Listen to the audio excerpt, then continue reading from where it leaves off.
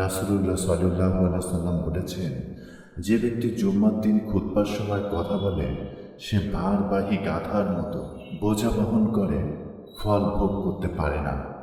আবু হুরায়রা রাদিয়াল্লাহু আনহু থেকে বর্ণিত, রাসূলুল্লাহ সাল্লাল্লাহু আলাইহি সাল্লাম বলেছেন, জুম্মার দিন যখন তোমরা পাশের মুসল্লিকে চুপ থাকো বলবে অথচ ইমাম খুতবা দিচ্ছেন, তাহলে তুমি একটি অনর্থক কথা বললে। বুখারী হাদিস 934।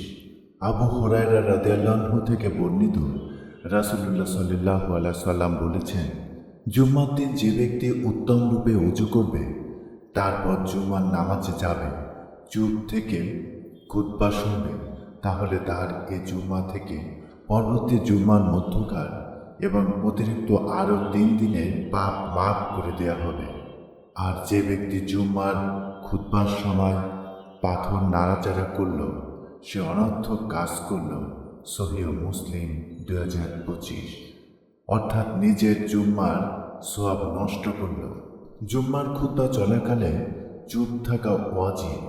জুম্মার খুতবা জুম্মার নামাজের একটা অংশ।